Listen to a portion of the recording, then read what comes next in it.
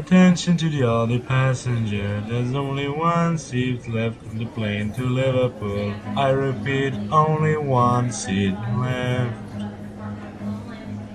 Run.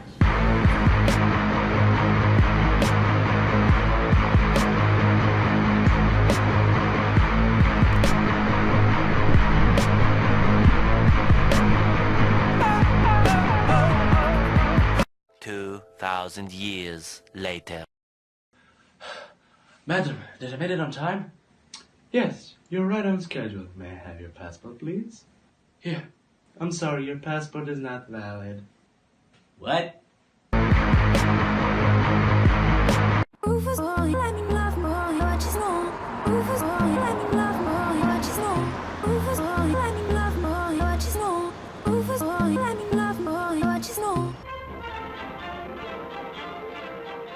Through the dock gates, thousands of dock workers are arriving. In port, there are nearly 90 ships waiting to be loaded or unloaded.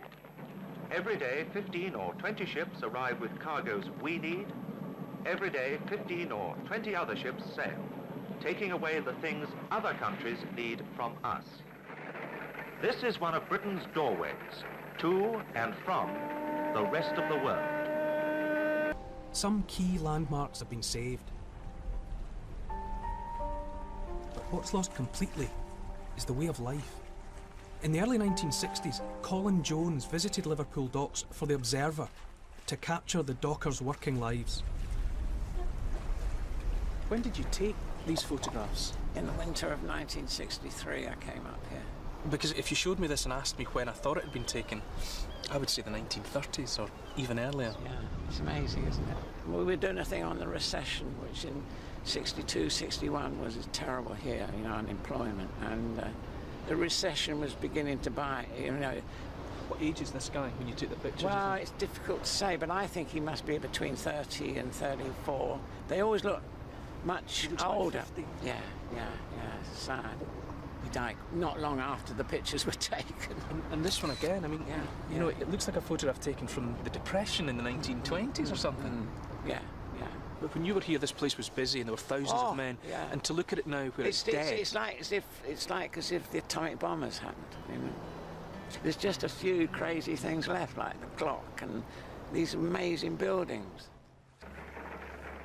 Loading and unloading ships by hand was arduous and dangerous. It was all done under the careful supervision of the stevedores.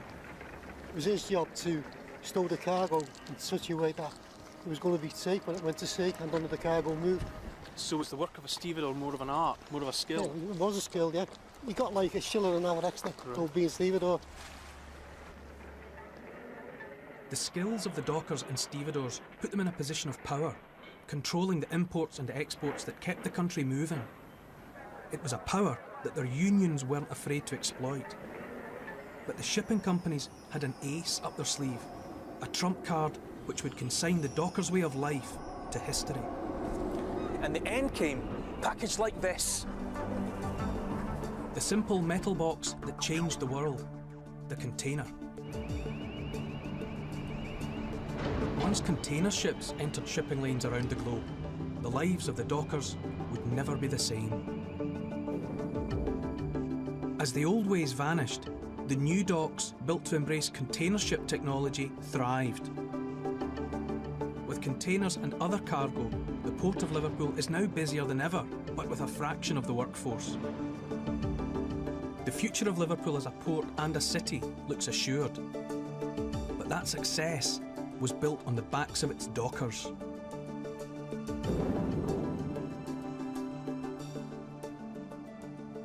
Do what you want, 'cause a pirate is free. You are a pirate. You're har fiddle-dee-dee. Being a pirate is a rat-a-tee. Do what you want, 'cause a pirate is free. You are a pirate. You are a pirate. We got us a map to lead us to a hidden box that's all locked up with locks and buried deep away. We'll dig up the box. We know it's full of precious booty. Bust open the locks. Mr. Fluffiness, I think we found ourselves a home. Mr. Fluffiness needs a bath.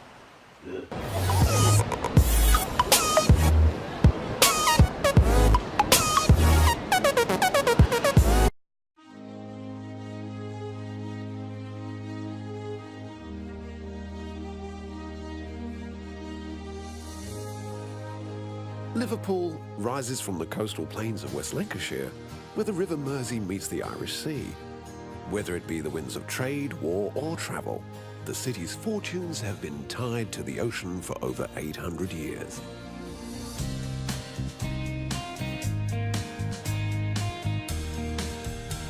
In the 19th century, Liverpool was Britain's trading gateway to the world, creating an enormous wealth that was ploughed back into the city's skyline. In Liverpool, every brick, gable and spire is a proclamation of the city's industry and optimism. Right in the heart of Liverpool, by the banks of the city's beloved River Mersey, is Pier Head. Wander across this floating pier, where the excitement and teary farewells of transatlantic steamship passengers once filled the air. Just behind Pier Head rises the city's crown, the Three Graces. Named after the Greek goddesses of charm, beauty and creativity, these three buildings stand as a testament to both Liverpool's former trading might and the city's eternal love of beauty. One of the best views of the Three Graces is from the Museum of Liverpool, which traces the ways that maritime trade, music and sport has shaped the city. From Pier Head, a great way to explore Liverpool's waterfront is aboard an iconic Mersey ferry, the riverboats which inspired the famous song. Take a River Explorer cruise and hop off at various attractions along the way, such as the U-boat story. In 1993, the German submarine U-534 was raised from the bottom of the North Sea by treasure hunters. Although no Nazi gold was found, the submarine was remarkably well preserved. Today, the U-boat serves as a fascinating window into the men and machines which wrought havoc on Allied shipping during World War II.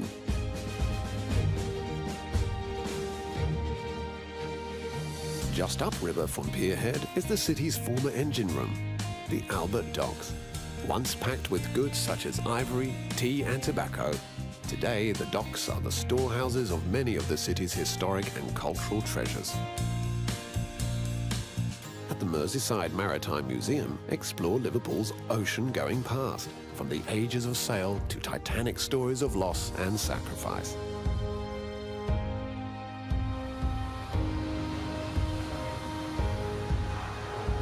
Next door, the acclaimed International Slavery Museum is a sobering reminder that the bricks of Liverpool were mortared with the blood and sweat of Africa. When the UK's premier art institution, the Tate, searched for a northern home to exhibit works from its national collection, the perfect home was found here, by the Mersey.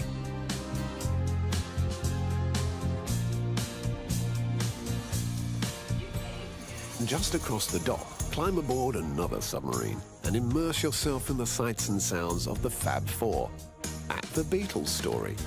More than just the city's finest cultural export, the Beatles were Liverpool's gift to the world. Admire memorabilia that has acquired an almost sacred status, such as John Lennon's spectacles and George Harrison's first guitar. A few blocks away, continue your magical mystery tour down the stairs at 10 Matthew Street. In the early 60s, the Beatles performed at the Cavern Club almost 300 times, and along with the bands such as the Rolling Stones, The Who and the Kinks, helped make this tiny stage the centre of the musical universe. But to discover the true place of the Beatles, take a trip to the leafy Liverpool suburbs. Set in the basement of a quiet suburban house, the Casbah Coffee Club ran for just 3 short years before being locked up for decades. Today you can tour this incredible time capsule to see murals painted by the band and hear from those who were there to witness the explosion of Beatlemania. Step even further back into Beatles history at St. Peter's, the church where John Lennon and Paul McCartney first met. In the graveyard, where the two sunbathed as teenagers, lays the gravestone of Eleanor Rigby, the subject of one of the Beatles' most famous and haunting songs.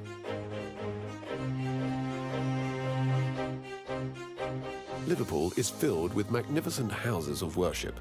In 1903, a 22-year-old student of architecture won a competition to design the city's new Anglican cathedral.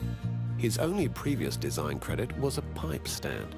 The judges stood by their decision, and 75 years later, their faith was rewarded with the completion of one of the world's most glorious cathedrals.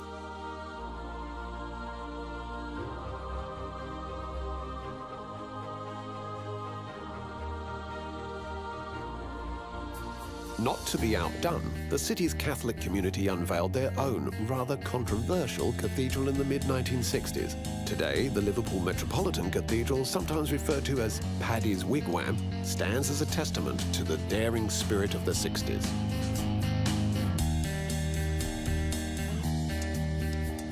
But if there are two places just as sacred to Liverpoolians as their cathedrals, it's the city's football grounds. Both Liverpool and Everton football clubs have made Liverpool England's most successful footballing city. At Anfield Road Stadium, stand before the statue of the Liverpool manager who uttered the immortal words, "Football is not a matter of life or death. It's far, far more important than that."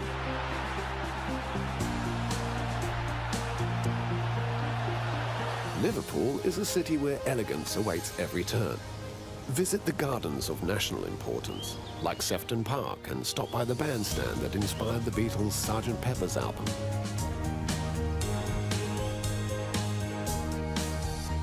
Explore the lavish interiors of stately homes like Croxteth Hall and Sudley House.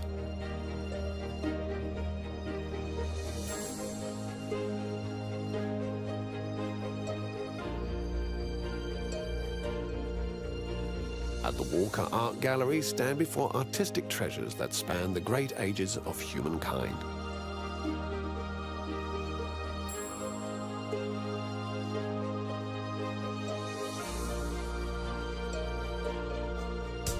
Not content to ride the waves of history, Liverpool has forever looked to new horizons, and right across the city you'll see daring architecture charting a course to tomorrow. Liverpool may no longer be England's gateway to the world, yet each day here is a voyage into a spectacular past and a bright, bold future.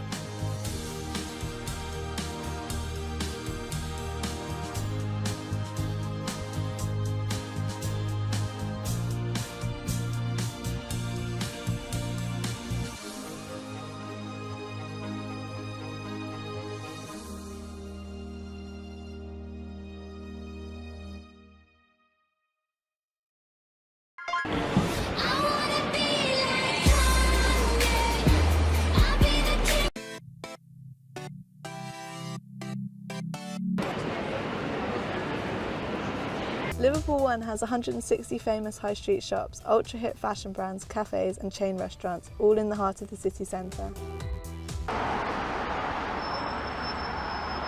Abercrombie Square in the heart of the university is a perfect place to come in between lectures or on a break from the Sidney Jones Library. There is also the Sefton Park, arguably Liverpool's most loved park. With a boating lake, the famous Palm House and its own cafe, it's truly a great place to go. If Mexican is your thing, you will love Lucha Libre, offering authentic Mexican street food like tacos and burritos. Host is a Pan-Asian style restaurant and offers a fusion of East and West tastes.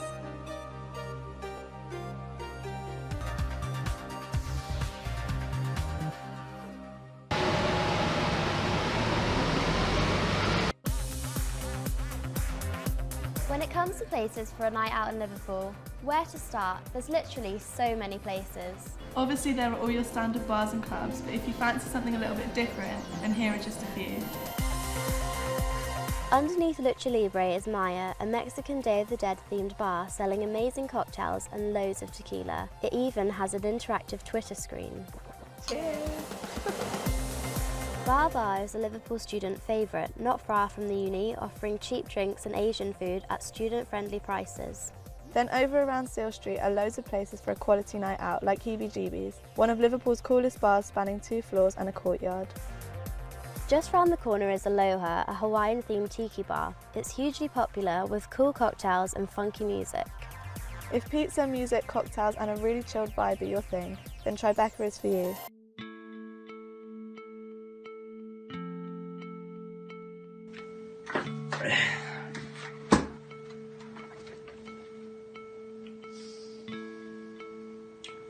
Jamie, son, did I ever tell you a story about the rivalry between Liverpool and Manchester United? Yes, Grandpa, for like 9,000 times? Jesus Christ. Say it one more time, let me tell you this beautiful story. It all began with my father's home. Liverpool and Manchester United. It's about two cities, two unbelievable histories, two clubs that both think they are the biggest in the world. There's a lot of ego at stake. So said the famous social commentator Lee Sharp, and he definitely had a point. Long before the provocative badge kissing, the bone-crunching tackles and the handshake snubs, this rivalry was forged in the ashes of the Industrial Revolution. Both cities were 19th century powerhouses. Liverpool was one of the world's great ports, Manchester was Cottonopolis, the centre of the textile industry. Liverpool would trade what Manchester made.